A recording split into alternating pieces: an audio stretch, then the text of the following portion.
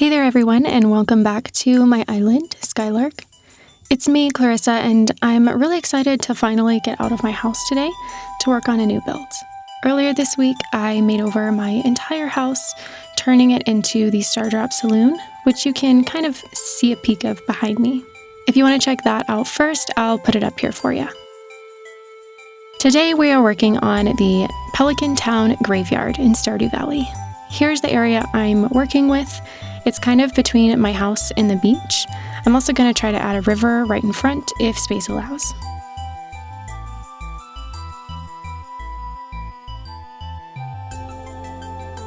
As usual, I wanted to include a reference just in case you haven't ever played Stardew Valley. So here's what I am basing this build off of. Basically, there will be 4 tombstones, some fencing, and a lot of bushes and trees. I'll be including the little sewer hatch on the left into this build as well. The general layout here is exactly right compared to Pelican Town, but this is kind of a tight space. I was worried at first it wouldn't be a big enough area, but you'll have to tell me what you think once you see the final results. Starting off, I just need to clear this area of all the flowers and get it flattened down. I'll let you enjoy the flattening here, and I'll check in when I'm finished.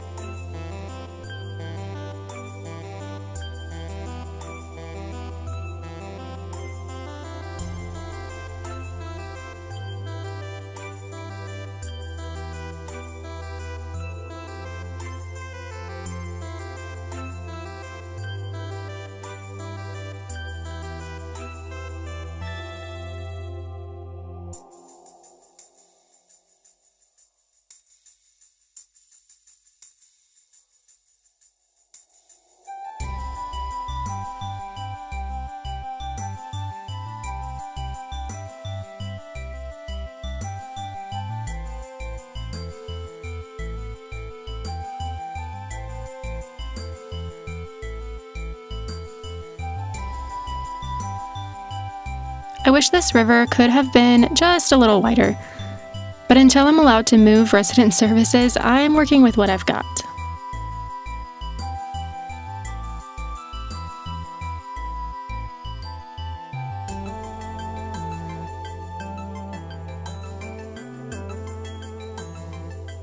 To start off, I'm grabbing some stunted trees that I already prepared for this build. If you didn't know, you can keep a tree at any stage of growth just by planting a fruit directly behind it. It won't work if you use regular saplings instead of fruit, or if you use coconuts, so don't make the same mistake I did. I debated letting these trees grow just one more day, but I didn't want to block the view of the seating area behind the graveyard, and I also like how the hardwood trees look with just 2 branches. I originally used the iron and stone fence because I think it looks really good for a graveyard, but I end up changing that at the end to hedges and country fence to stick more to the graveyard in Pelican Town.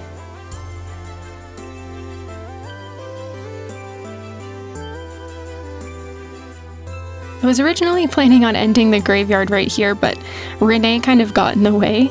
I think she did me a huge favor though, because by widening the graveyard, it solved my dilemma of where to put the entrance, and I think lining it up with the main street looks really nice.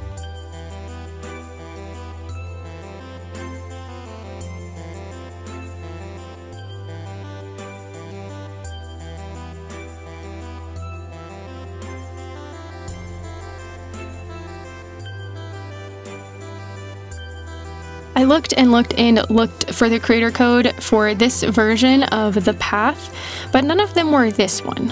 And it was extra hard because all of them look the same. So I've been using this path for forever, well before I ever thought I would be making videos. If you have this version or even a similar version of the path, please feel free to share a creator code below.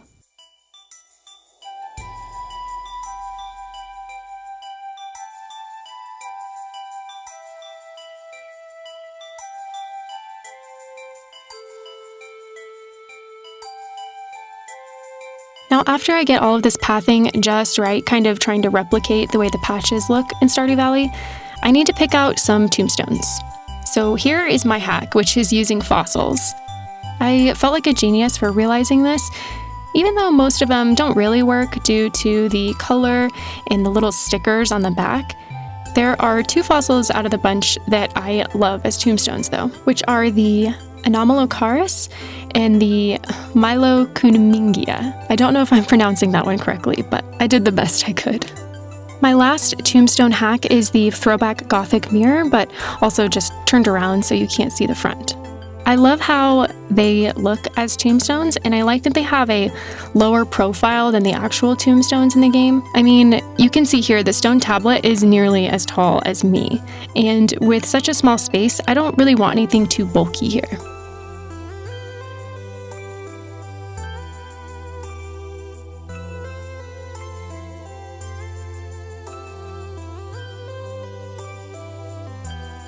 Purple roses felt appropriate for this graveyard, and maybe it's a little nod to my purple-haired goth girlfriend, Abigail. I use a couple of rock patterns, so here are the codes for those.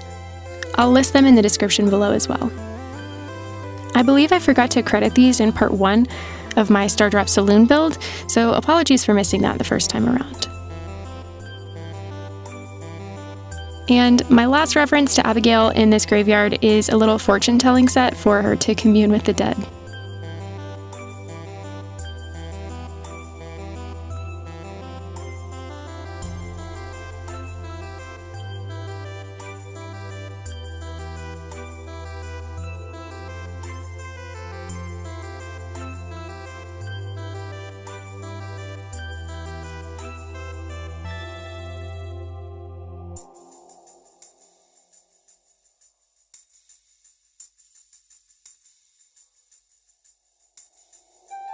I decided to move the sewer hatch out of the graveyard and to the left, which is where I kind of intended to put it anyway. I just didn't think there would be enough space. Ultimately, I think it was just right. And go figure, Annabelle decided it was time to plop down and have a little lunchy, so I'm gonna have to finish this area later. Not sure why all of my villagers had to be all up in my business during this build.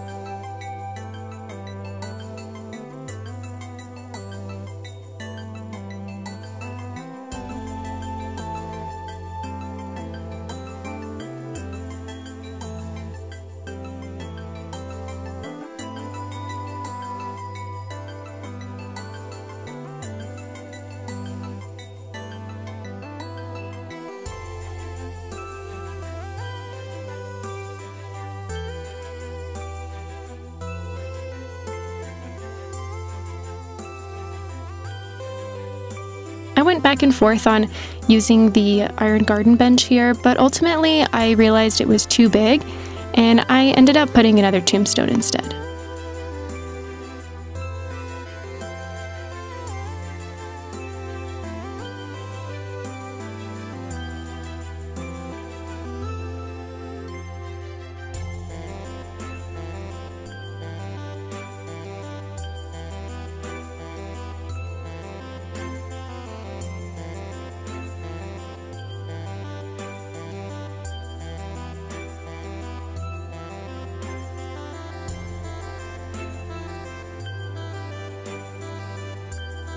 At this point, the overall build was still feeling just a little lacking, so I added some more plants and vertical decor.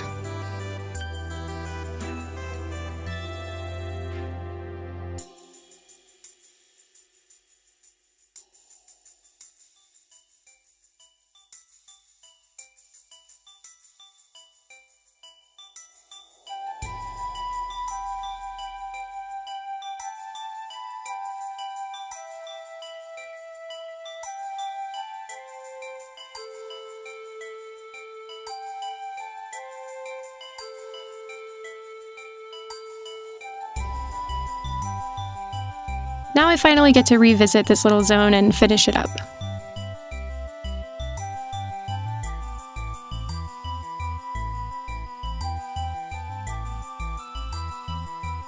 And just when I thought Annabelle was out of my way, she strikes again. Why is she such a slow eater? Hey, if you can't beat him, join him, and I needed a break anyway.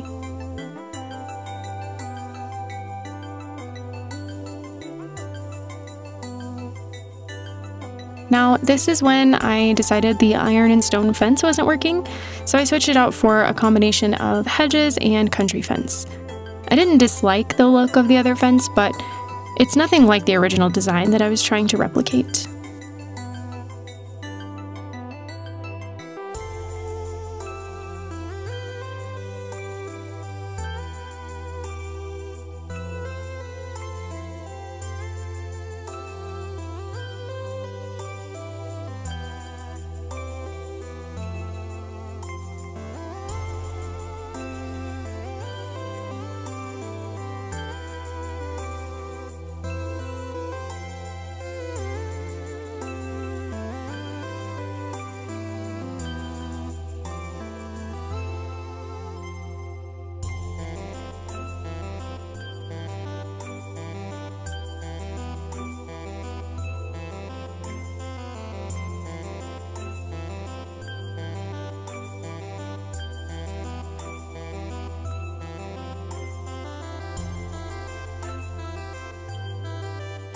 I almost forgot this very final touch of a black Zen cushion to accompany the fortune-telling set, but there you go.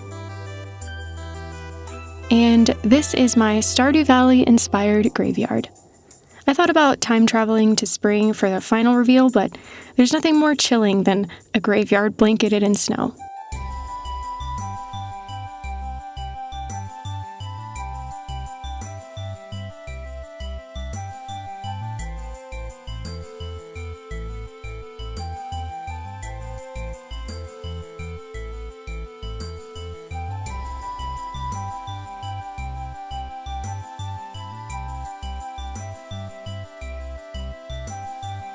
Anyway, I really love how it turned out, and judging by how many times my neighbors got in the way, I guess you could say they like it too. I hope you enjoyed watching this build. Let me know what you think in the comments. And while you're down there, maybe hit subscribe and give this video a like.